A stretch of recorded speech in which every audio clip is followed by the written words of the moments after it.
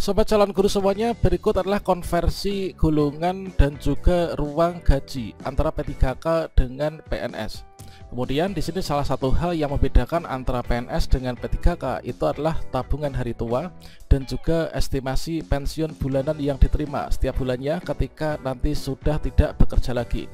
Nah, di sini kalau misalkan teman-teman yang dari P3K ini ingin beralih menjadi PNS, apakah P3K itu boleh daftar CPNS? Jawabannya tentu saja sangat boleh, teman-teman. Tentunya di sini kita harus mempertimbangkan dan juga memperhitungkan ya untung dan juga ruginya.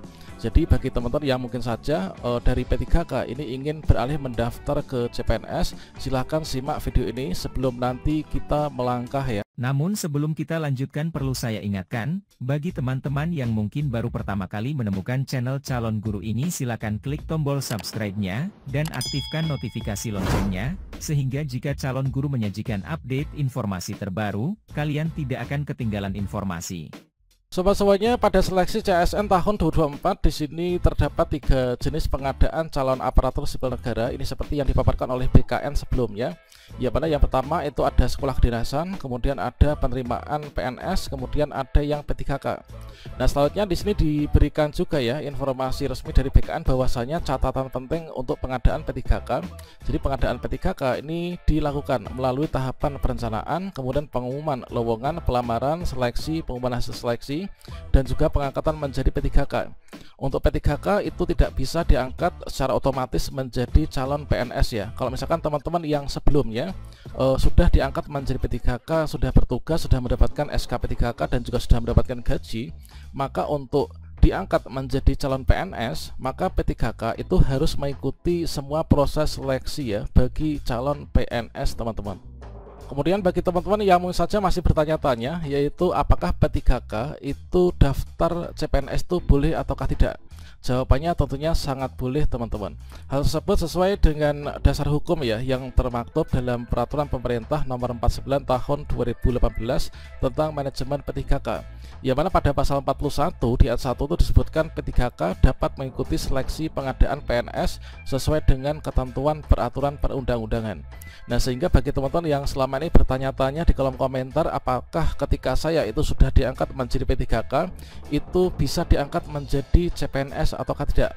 Apakah P3K itu bisa langsung diangkat PNS atau enggak? Apakah nanti P3K boleh mendaftar untuk seleksi CPNS? Maka kalau misalkan teman-teman bertanya itu yang sekarang sudah jadi P3K untuk langsung diangkat menjadi P3K PNS itu tidak bisa, teman-teman. Jadi kalau misalkan teman-teman dari P3K ingin menjadi PNS itu harus mengundurkan diri dulu, kemudian nanti mendaftar CPNS, ikut seleksi dari awal lagi ya. Jadi di sini kita harus memahami dulu terkait tentang persyaratannya ya. Yang pertama tentunya mengajukan pemberhentian. Jadi sebelum mendaftar CPNS, P3K itu harus mengajukan pemberhentian terlebih dahulu kepada pejabat pembina kepegawaian di instansi tempatnya bekerja. Nah, ketika teman-teman diangkat menjadi P3K itu kan mendapatkan SK P3K dan juga menandatangani perjanjian kerja kan. Jadi kalau misalkan teman-teman dari P3K itu ingin mendaftar CPNS, maka status kita ini harus sudah bebas ya nantinya, sudah mengundurkan diri dari P3K.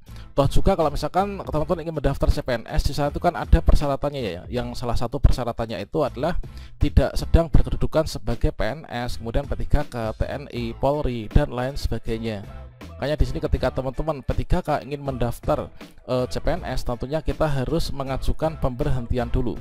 Kemudian yang kedua yaitu memenuhi persyaratan pendaftaran CPNS.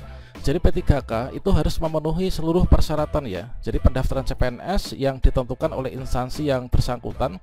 Jadi persyaratan tersebut meliputi kualifikasi pendidikan, apakah formasi CPNS yang saya daftar itu linear dengan ijazah saya atau enggak. Kemudian apakah usia saya tuh masih bisa mencapai atau enggak, karena untuk pendaftaran CPNS itu biasanya maksimal 35 tahun. Kalau misalkan teman-teman sekarang ini sudah menjadi P3K, usianya sudah 37 misalkan, maka saya rekomendasikan ini enggak usah ya, karena di nanti kita enggak akan memenuhi syarat nih. Batas usia maksimal CPNS itu biasanya 35. Kemudian nanti akan mengikuti seleksi kompetensi dasar ya. Jadi ketika teman-teman di sini ijazahnya linear dengan formasi CPNS, kemudian kita usianya masih di bawah 35, kemudian di sini kita nanti setelah lulus seleksi administrasi, ini nanti kita akan mengikuti SKD atau seleksi kompetensi dasar. Nah, kalau misalkan kita lulus ya kita bisa lanjut nih ke SKB. Kalau misalkan kita nggak lulus SKD ya kita nggak bisa lanjut SKB. Kalau misalkan kita nggak lulus di sini ya kita nggak akan bisa diangkat menjadi PNS ya. Dan nanti ada seleksi administrasi, kemudian seleksi kompetensi dasar, kemudian ada seleksi kompetensi bidang. Kemudian teman-teman nanti mengikuti pemberkasan lagi mulai dari awal ya. Nah, selanjutnya di sini teman-teman harus lulus seleksi CPNS ya. Jadi setelah memenuhi semua persyaratan, maka P3K itu harus mengikuti dan juga lulus seluruh tahapan seleksi CPNS mulai dari seleksi administrasi, kemudian SKD dan juga SKB ya.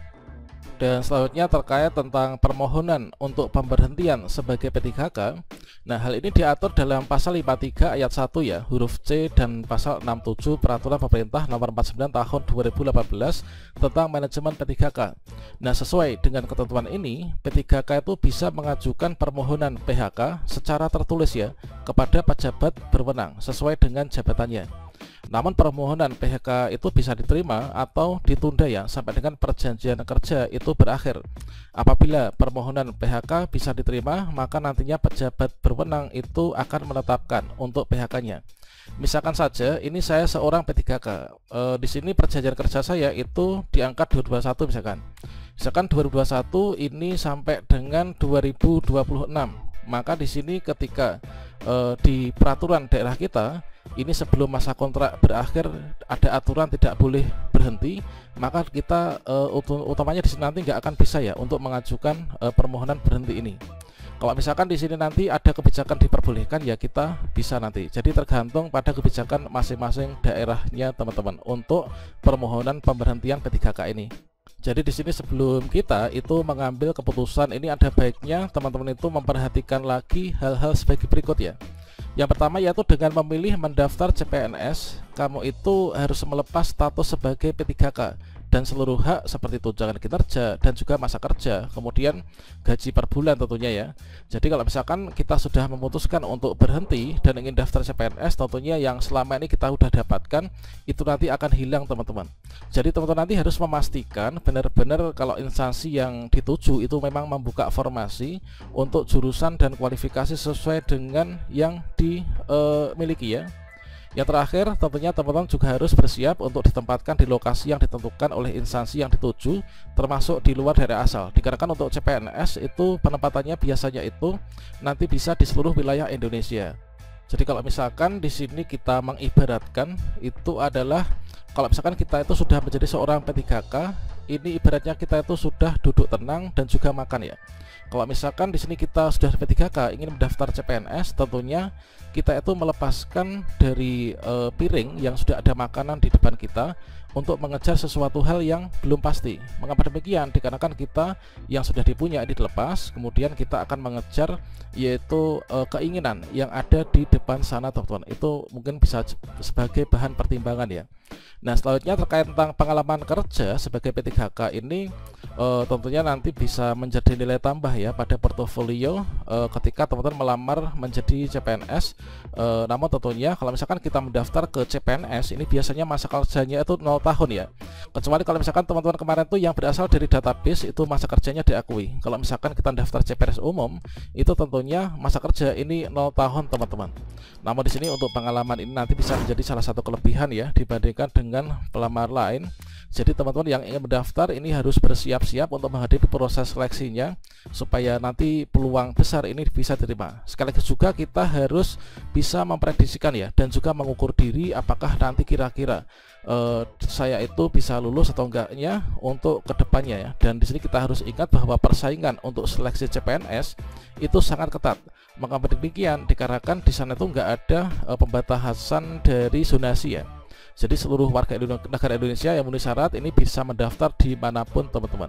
Jadi di sini kalian harus memiliki kemampuan yang mumpuni sesuai dengan kualifikasi dan mempersiapkan diri ini dengan baik ya. Itulah teman-teman mungkin sedikit yang bisa kami sampaikan terkait tentang pertanyaan teman-teman di kolom komentar pada video-video sebelumnya. Apakah P3K bisa daftar CPNS? Apakah P3K bisa diangkat PNS? Semoga bermanfaat. Wassalamualaikum warahmatullahi wabarakatuh.